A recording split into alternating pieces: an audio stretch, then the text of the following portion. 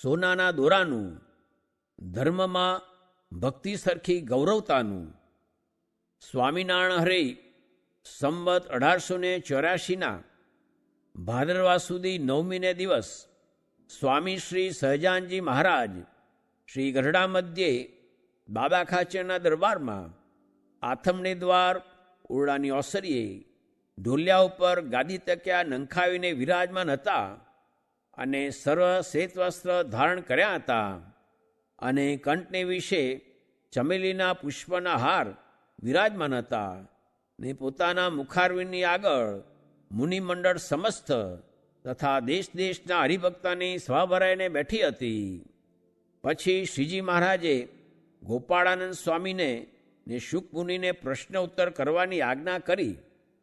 પછી શુકમુનિએ ગોપાળાનંદ સ્વામીને પ્રશ્ન પૂછ્યો છે, ભગવાનની જે ભક્તિ છે તેણે કરીને જીવ ભગવાનની માયાને તરે છે ને અક્ષરધામને પામે છે, અને જે ધર્મ છે તેને કરીને તો દેવલોકની પ્રાપ્તિ થાય છે ને તે પુણ્યને અંતે પાછો દેવલોકમાંથી તે જીવ પડી જાય છે. અને ભગવાનના જે અવતાર થાય છે તે તો જ્યારે જ્યારે ધર્મની ગ્લાનિ થાય છે ત્યારે ત્યારે તે ધર્મને સ્થાપન કરવાને અર્થે થાય છે, પણ ભક્તિના સ્થાપનને અર્થે થતા નથી.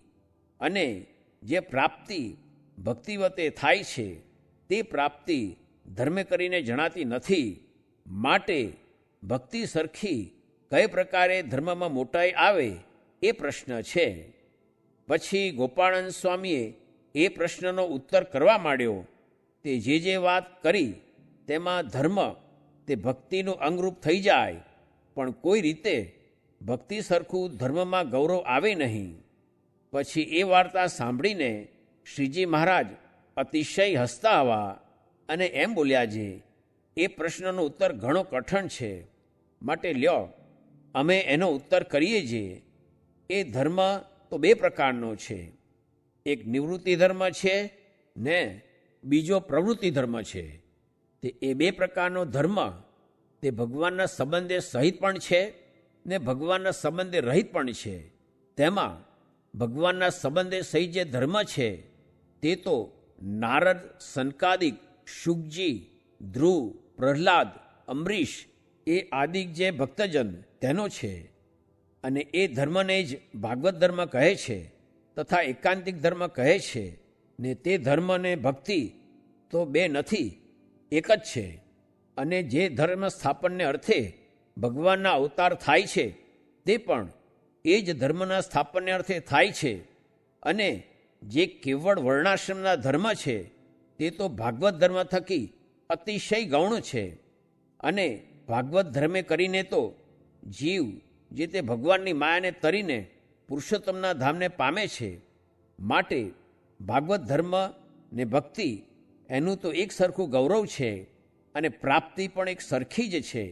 એવી રીતે ભક્તિની ને ધર્મની સરખી મોટાઈ છે. અને કેવળ જે વર્ણાશ્રમના ધર્મ તે તો તે થકી અતિશય દુબળા છે ને તેનું ફળ પણ નાશવંત છે. અને અમારો પણ મત એ છે જે ભગવાન તથા ભગવાનના એકાંતિક ભક્ત તે વિના કોઈ સંગાતે હેત કરીએ તો પણ થતું નથી. અને અમને એમ જણાય છે જે જડ ભરત, શુકદેવ, દત્તાત્રેય, ઋષભદેવ ભગવાન એના સરખો અમારા જીવનો ઢાળો છે. માટે અમને પણ વન, પર્વત ને જંગલ એમાં જ રહેવું ગમે છે, પણ મોટા મોટા શહેર પાટણ હોય એમાં રહેવું ગમતું નથી. એવો અમારો સહજ સ્વભાવ છે. તો પણ ભગવાન તથા ભગવાનના ભક્તને અર્થે લાખો માણસના ભીડામાં રહીએ છીએ, તો પણ અમારે જેવું વનમાં રહીએ ને નિર્બંધ રહેવાય તેવું જ રહેવાય છે. અને અમે પોતાને સ્વાર્થે કરીને લાખો માણસમાં નથી રહેતા. અમે તો ભગવાન તથા ભગવાનના ભક્તને અર્થે માણસના ભીડામાં રહીએ છીએ. અને ભગવાનના ભક્તને અર્થે ગમે તેટલી પ્રવૃત્તિ કરવી પડે તો પણ એને અમે નિવૃત્તિ જાણીએ છીએ. અને ભગવાનનો જે ભક્ત હોય ને તે ગમે તેટલા વાંકમાં આવ્યો હોય તો પણ અમારે તેનો અવગુણ આવતો નથી. અમે તો એમ જાણીએ છીએ જે ભગવાનના ભક્તમાં જો કોઈક સ્વાભાવિક અલ્પ દોષ હોય તો પણ તે જોવા નહીં. અને એ દોષ જો પોતામાં હોય તો તેને ટાળ્યાનો ઉપાય કરવો, પણ ભગવાનના ભક્તમાં એ જાતનો દોષ હોય તો પણ એ હરિજનનો અવગુણ લેવો નહીં. અને હરિભક્તોનો તો અવગુણ જ્યારે મોટા વર્તમાનમાં ચૂકી જાય ત્યારે લેવો, ને બીજા અલ્પદોષ હોય તે સારું, ભગવાનના ભક્તોનો અવગુણ લેવો નહીં. અને ભગવાનના ભક્ત હોય તેને વાદ વિવાદ કરી જીતીને રાજી થવું નહીં, એ સાથે તો હારીને જ રાજી થવું. અને જે વાદ વિવાદ કરીને ભગવાનના ભક્તને જીતે છે તે તો પંચ મહાપાપના જે કરનારા તેથી પણ વધુ પાપી છે. અને અમારી આગળ જે કોઈ ભગવાનના ભક્તનું ઘસાતું બોલે તે તો અમને દીઠો જ ગમે નહીં. અને જે ભગવાનના ભક્તનો અવગુણ લેતો હોય તેના હાથનું તો અન્નજળ પણ ભાવે નહીં. અને દેહનો સંબંધી હોય પણ જો ભગવાનના ભક્તોનો અવગુણ લે તો તે સાથે પણ અતિશય કુહેત થઈ જાય.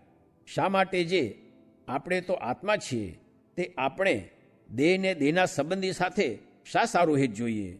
આપણે તો સત્તારૂપ રહીને ભગવાન તથા ભગવાનના ભક્ત સંગાતે હિત કર્યું છે, પણ દેહ બુદ્ધિએ કરીને હિત કર્યું નથી. ને જે સત્તારૂપ રહી નહીં શકે તેને તો કામ, ક્રોધ, લોભ, મોહ, મદ, મત્સરાદિક જે શત્રુ તે પીડ્યા વિના રહે જ નહીં. માટે જે આત્મસત્તારૂપ થઈને ભક્તિ નહીં કરતા હોય તેનું રૂપ તો આ સત્સંગમાં ઉગાડું થયા વિના રહે જ નહીં. શા માટે? જે આ સત્સંગ છે તે તો અલૌકિક છે, ને જેવા શ્વેતદીપ, વૈકુંઠ, ગોલોક તેને વિશે ભગવાનના પાર્ષદ છે તે જેવા જ આ સર્વે સત્સંગી છે. અને અમે તો જેવા સર્વથી પર જે દિવ્ય અક્ષરધામ તેને વિશે ભગવાનના પાર્ષદ છે તે જેવા જો આ સત્સંગીને ન જાણતા હોઈએ તો અમને ભગવાન તથા ભગવાનના ભક્તના સમ છે. અને જેને જ્ઞાન, વૈરાગ્ય, ધર્મ અને ભક્તિ એ અતિશય દ્રઢ નહીં હોય તે તો અંતે જતા ઢીલો પડ્યા વિના નહીં જ રહે. જેમ મીણે પાયેલ દોરો હોય ને તે શિયાળામાં અને ચોમાસામાં તો અકડ રહે, પણ જ્યારે ઉનાળો આવે ત્યારે જરૂર ઢીલો થઈ જાય, તેમ અહીંયા હરિભક્તને સર્વ પ્રકારે સુખ રહે ને સત્સંગમાં પણ સન્માન થતું રહે તે રૂપ જે ચોમાસું ને શિયાળો તેમાં તો જ્ઞાન, વૈરાગ્ય, ધર્મ ને ભક્તિ તે સુધા આકરા જણાય, પણ જ્યારે સત્સંગમાં અપમાન થાય ને દેહ કરીને પણ દુઃખી થાય તે રૂપ જે ઉનાળો તેમાં તો જ્ઞાન, વૈરાગ્ય, ધર્મ ને ભક્તિ તે મીણે પાયેલ દોરાની પેઠે ઢીલા થઈ જાય. તો પણ અમે તો તેનો ત્યાગ કરતા નથી, પણ એ જ એની મેળે મનમાં ઓશિયાળો થઈને સત્સંગમાંથી પાછો હટી જાય છે. પછી તે સત્સંગી કહેવાતો હોય તો પણ તેને અંતરે સત્સંગ સંબંધી સુખ ન રહે. માટે સત્સંગ કરવો તે તો આત્મસત્તારૂપ થઈને અતિ દ્રઢપણે કરવો, પણ દેહ તથા દેહના સંબંધી તે સંગાતે હેત રહી જાય એવો સત્સંગ કરવો નહીં. જેમ સોનાનો દોરો કર્યો હોય તે 6 ઋતુમાં સરખો રહે પણ ઉનાળાને તાપે કરીને ઢીલો થાય નહીં, તેમ જેનો દ્રઢ સત્સંગ હોય તેને ગમે તેવા દુઃખ આવી પડે તથા ગમે તેટલું સત્સંગમાં અપમાન થાય પણ તેનું કોઈ રીતે સત્સંગમાંથી મન પાછું હટે નહીં. એવા જે દ્રઢ સત્સંગી વૈષ્ણવ છે તે જ અમારે તો સગાવાલા છે ને તે જ અમારી નાત છે. ને આ દેહ કરીને પણ એવા વૈષ્ણવ ભેળું જ રહેવું છે, ને શ્રી કૃષ્ણ ભગવાનના ધામમાં પણ એવા વૈષ્ણવ ભેળું જ રહેવું છે એમ અમારો નિશ્ચય છે. અને તમારે પણ એમ જ નિશ્ચય રાખ્યો જોઈએ. શા માટે? જે તમે સર્વે અમારે આશ્રિત થયા છો, માટે અમારે તમને હિતની વાત હોય તે કહી જોઈએ. ને મિત્ર પણ તેને જ જાણવો જે પોતાના હિતની વાત હોય તે દુઃખ લગાડીને પણ કહે, એ જ મિત્રનું લક્ષણ છે તે સમજી રાખજો. ઇતિ વચનામૃતમ. એવી રીતે ગરડા અંત્ય પ્રકરણનું 21મી વચનામૃત જે તે થયું. આમ સમજાય તો આજ્ઞા પડે જે થર થર ધ્રુજત રહે વચન में इंद्र मुनिंद्रा, थर थर ध्रुजत रहे वचन में अवनी अहिंद्रा, थर थर ध्रुजत रहे वचन में शशि अरुसूरा, थर थर ध्रुजत रहे रैन दिन काल हजूरा, हरिहर अज आदि सबे रहत भक्तिरत जाही की, मुकुंद मोहवश मूढ़ नर करे न आज्ञा ताही की.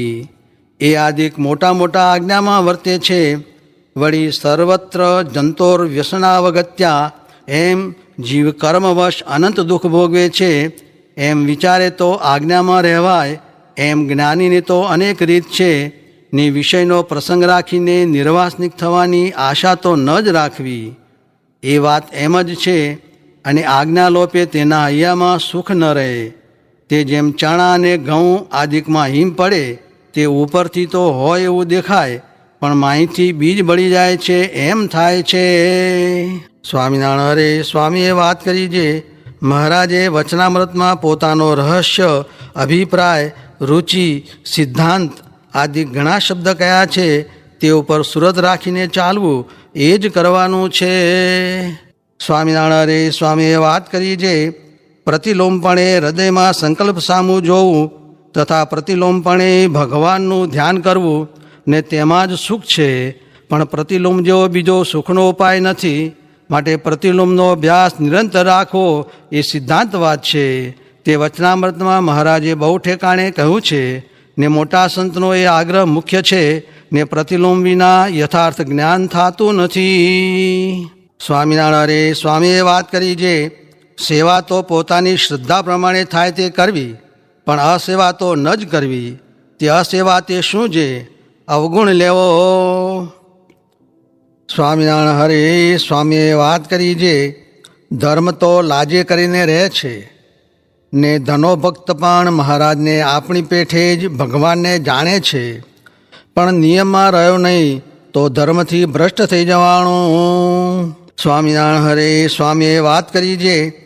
સંગ થાય તેના ગુણ આવે છે, માટે ભગવાનનો તથા સાધુનો સંગ તો કરવો, ને બીજાનો તો જેમ ભીમસેનને ધૃતરાષ્ટ્ર મળ્યા હતા તેમ કરવો.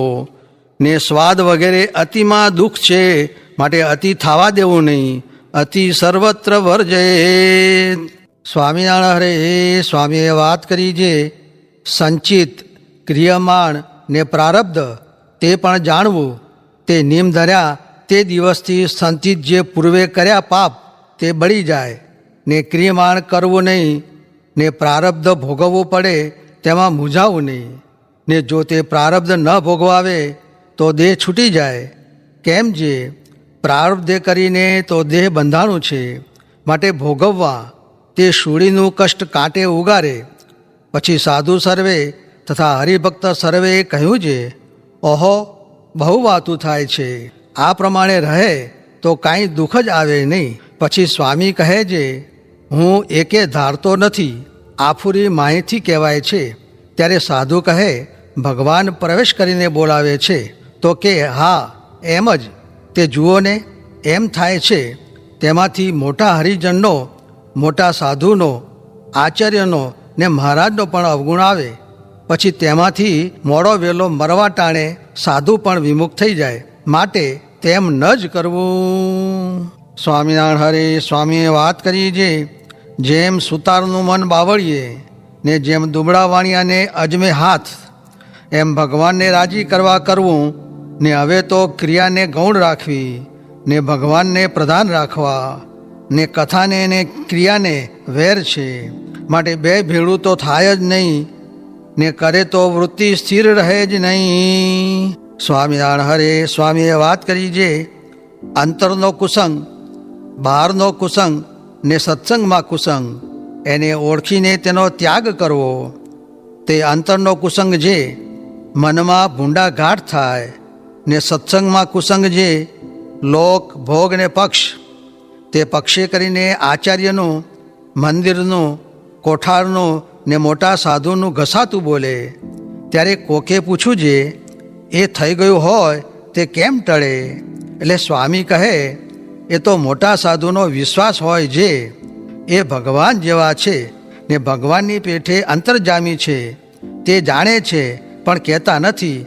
એમ જાણે તો ટળે. સ્વામિનારાયણ હરે સ્વામીએ વાત કરી છે. શ્રાવણવદી નવમીને સોમવારે બ્રહ્મચારીને ત્યાં વાત કરી છે.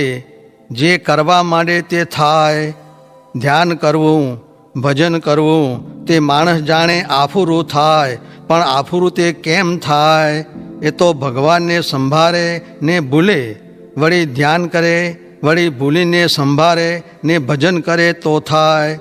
આ ભણે તે ભૂલે, પણ હાથમાં જેણે મૂળગું પાનું જ ઝાલ્યું નથી તે શું ભૂલે.